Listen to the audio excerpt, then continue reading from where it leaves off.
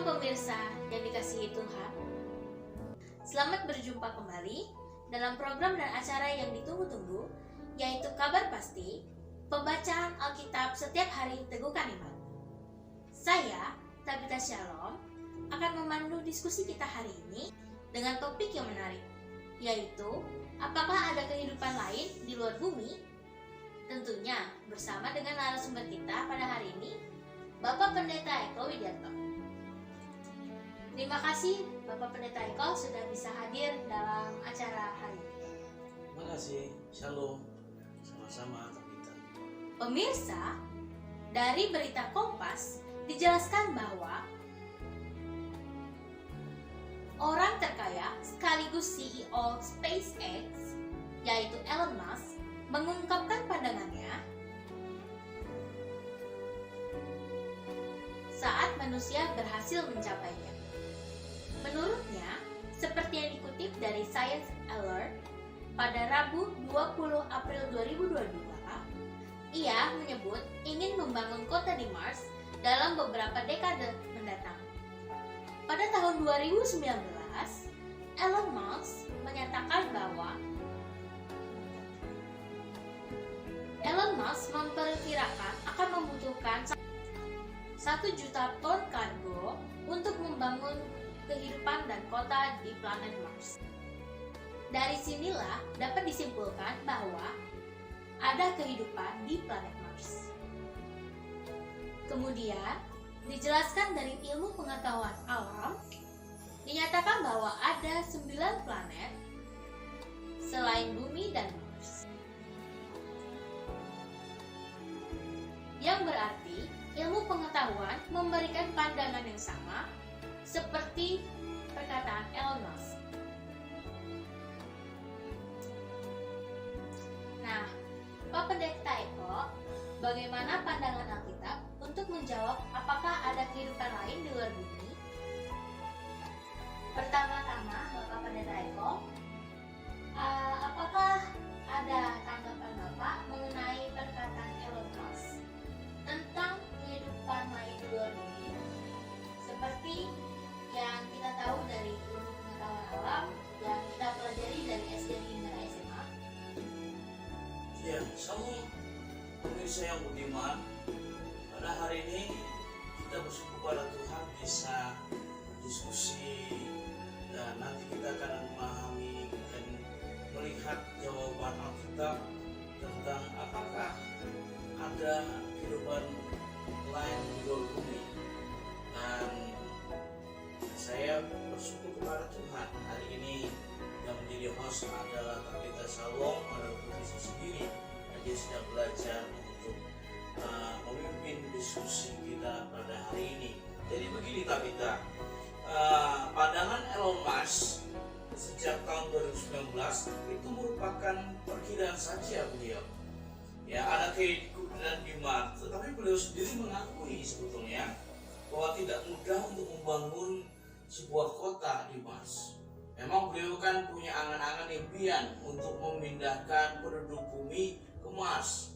Dan tadi dikatakan bahwa membutuhkan 1 juta ton kargo yang untuk membangun kota mandiri di Mars. Tentunya ini sesuatu yang buat dia sendiri sebetulnya merupakan sesuatu yang tidak mudah dan berat.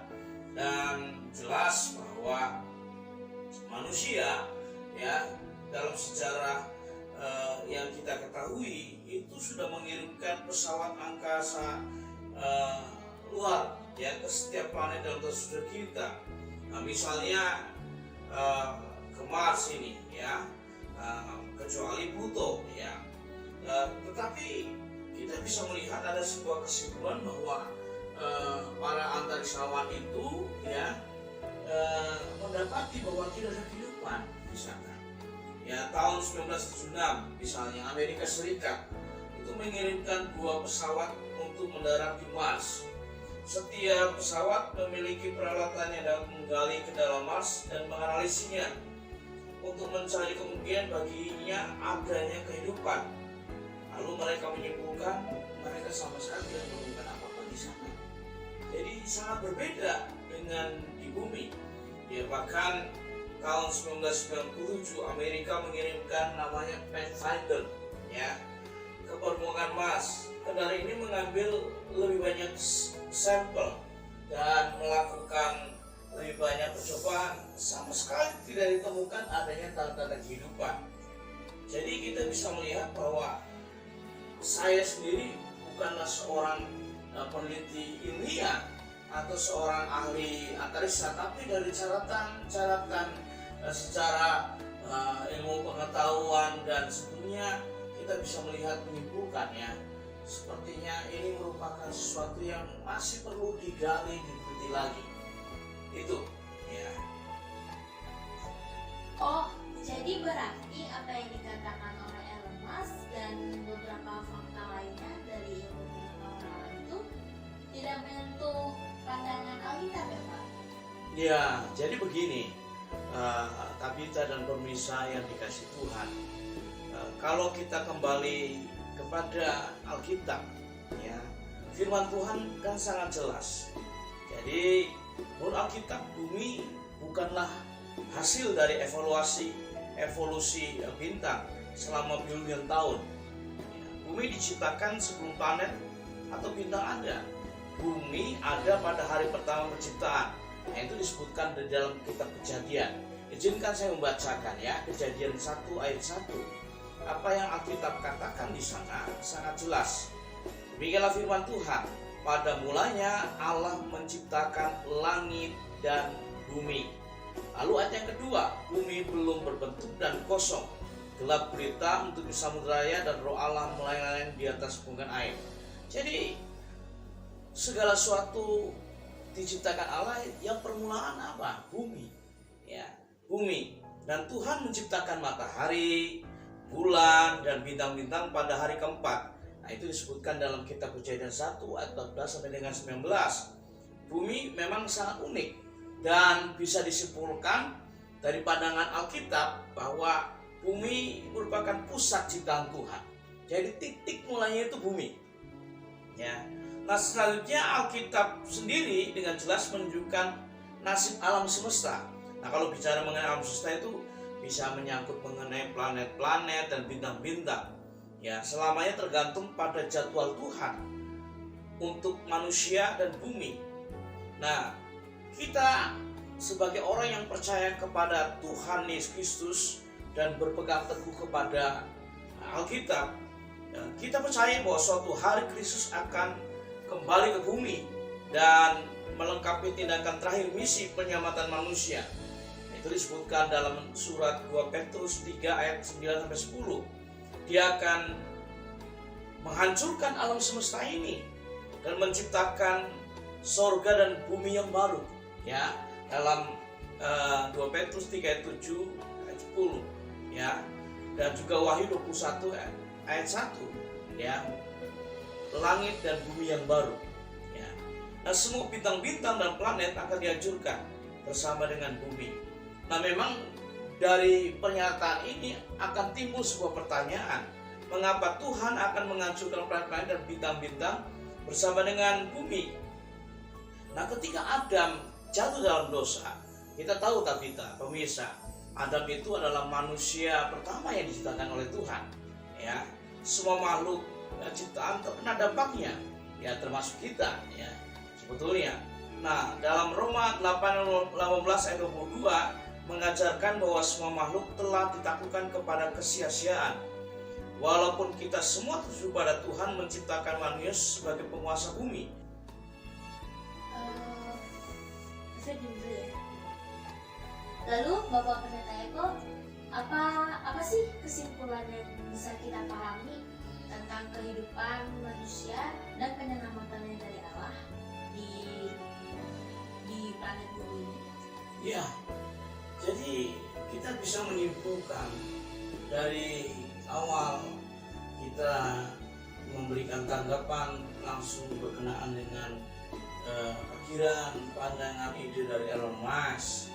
Ya, seakan-akan dia membawa kepada pemikiran kita ada kehidupan di selain di bumi. Ya. Nah, tetapi Alkitab menjawabnya dengan tegas bahwa yang menjadi awal penciptaannya itu adalah bumi, dan sampai hari ini yang menjadi pusat perhatian tetap bumi. Karena apa? Kita bisa bertanya dengan ide Elon Musk, ide para peneliti yang lain, misalkan mereka ngotot ada kehidupan selain di bumi itu, ya, apakah itu bisa menyelamatkan manusia? Ya tentunya kita dengan tegas menjawabnya tidak. Ya, tidak. Karena apa? Bahwa waktu manusia yang diciptakan, yang menurut gambar dan rupa Allah, ini menggambarkan bahwa manusia adalah ciptaan yang paling cerdas, tidak ciptaan yang lain. Tentunya kalau dibandingkan dengan binatang dan tumbuhan, ya, di bumi ini, ya. Dan kita bisa melihat bahwa sampai manusia jatuh dalam dosa, Allah tidak diam. Karya penyelamatannya jalan. Dan dalam sejarah kehidupan bangsa Israel yang merupakan umat pilihan Allah, ya, mereka harus jatuh bangun, mereka harus melakukan Taurat, tapi mereka gagal. Mereka harus menyembelih korban untuk menjadi penghapus dosa mereka, tapi mereka gagal. Dan akhirnya kita bersyukur kepada Allah di dalam Yohanes 3:16, karena begitu besar kasih Allah akan dunia ini sehingga Ia mengaruniakan anaknya tunggal supaya setiap orang yang percaya kepada tidak binasa melainkan beroleh yang hidup yang kekal.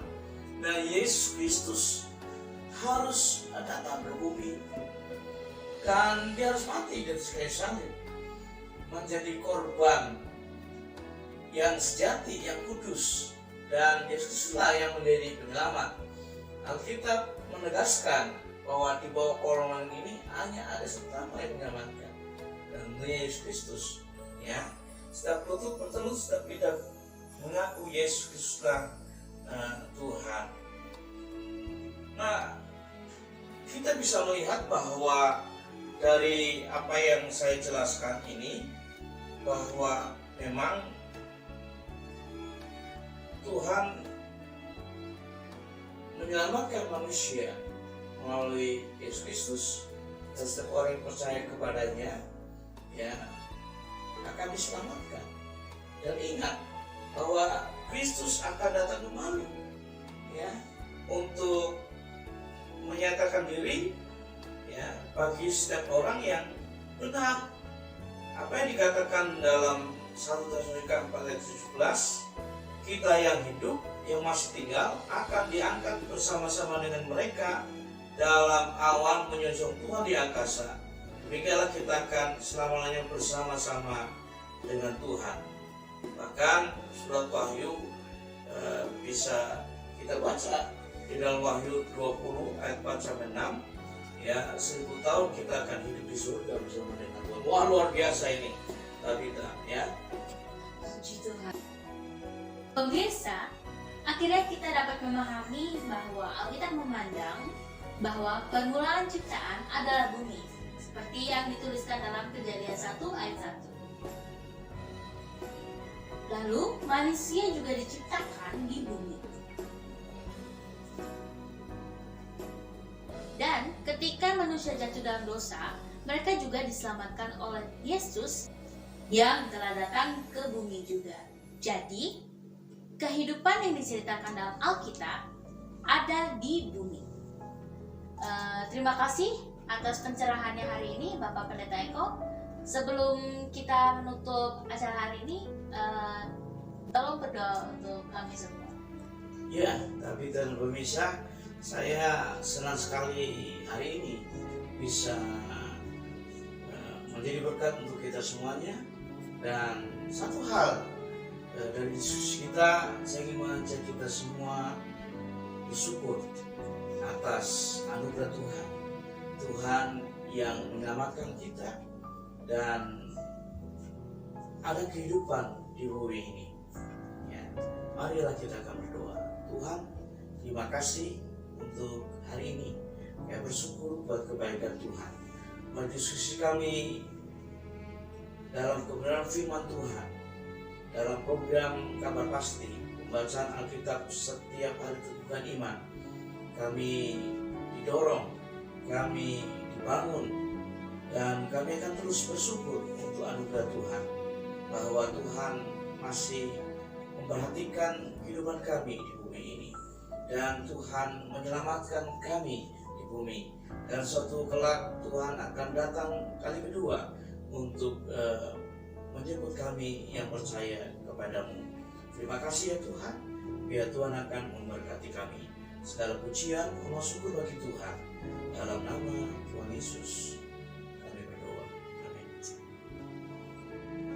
Terima kasih atas doanya Bapak Pendeta Eko. Nah pemirsa, sampai jumpa lagi dalam topik pembahasan lainnya. Tetap dalam program dan acara Kabar Pasti. Sampai jumpa. Tuhan Yesus memberkati.